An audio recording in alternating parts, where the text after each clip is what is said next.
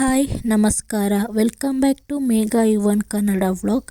ಯಾರ್ಯಾರು ನನ್ನ ವೀಡಿಯೋಸ್ ಹೊಸದಾಗಿ ನೋಡ್ತಾ ಇದ್ದೀರಾ, ಪ್ಲೀಸ್ ನನ್ನ ಚಾನಲ್ನ ಸಬ್ಸ್ಕ್ರೈಬ್ ಮಾಡಿ ಮತ್ತು ಪಕ್ಕದಲ್ಲಿರೋ ಬೆಲ್ಲೈಕನ್ನ ಕ್ಲಿಕ್ ಮಾಡಿ.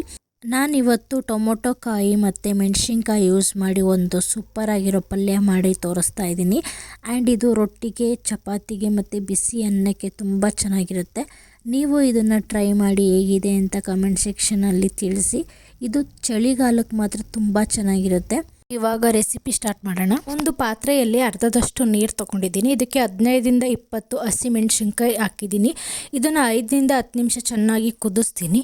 ಅದಾದಮೇಲೆ ಟೊಮೊಟೊ ಕಾಯಿ ಆ್ಯಡ್ ಮಾಡ್ತಾಯಿದ್ದೀನಿ. ಇಲ್ಲಿ ನಾನು 3-4 ಟೊಮೊಟೊ ಕಾಯಿ ತೊಗೊಂಡಿದ್ದೀನಿ ಅಷ್ಟೇ.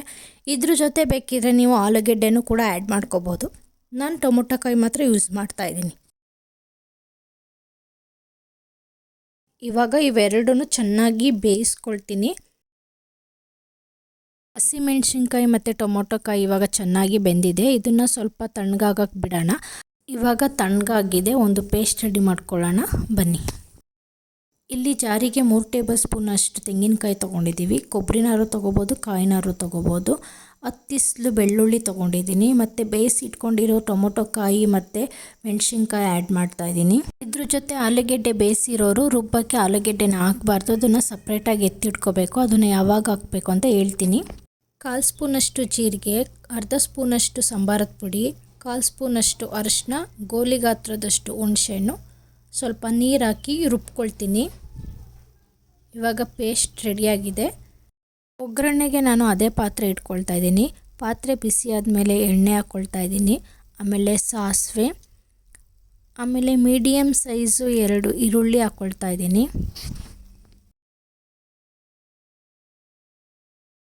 ಇವಾಗ ಚೆನ್ನಾಗಿ ಫ್ರೈ ಮಾಡ್ಕೊಳ್ತೀನಿ.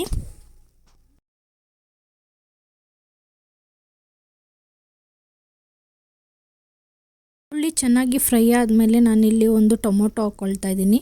ಹುಳಿ ಟೊಮೊಟೊ ಬೇಡ, ಯಾಕಂದರೆ ಆಲ್ರೆಡಿ ನಾವು ಇಲ್ಲಿ ಹುಣಸೆಹಣ್ಣು ಹಾಕಿರೋದ್ರಿಂದ ಹುಳಿ ಟೊಮೊಟೊ ಬೇಡ. ನಾರ್ಮಲ್ ಟೊಮೊಟೊನೇ, ನಾಟಿ ಟೊಮೊಟೊ ಹಾಕ್ಕೊಳ್ತಾ ಇದ್ದೀನಿ. ಇದನ್ನು ಚೆನ್ನಾಗಿ ಫ್ರೈ ಮಾಡ್ಕೊಳ್ತೀನಿ.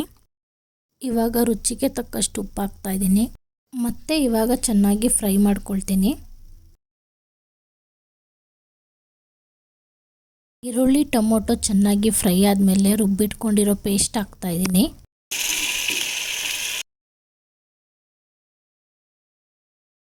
ಇವಾಗ ಹಸಿ ವಾಸನೆ ಹೋಗೋ ತನಕ ಚೆನ್ನಾಗಿ ಫ್ರೈ ಮಾಡ್ಕೊಳ್ಳೋಣ. ಹಸಿ ವಾಸನೆ ಹೋದ್ಮೇಲೆ ಸೈಡಲ್ಲಿ ಎಣ್ಣೆ ಬಿಟ್ಕೊಳ್ಳುತ್ತೆ, ಅಲ್ಲಿ ತನಕ ಚೆನ್ನಾಗಿ ಫ್ರೈ ಮಾಡ್ಕೋಬೇಕು.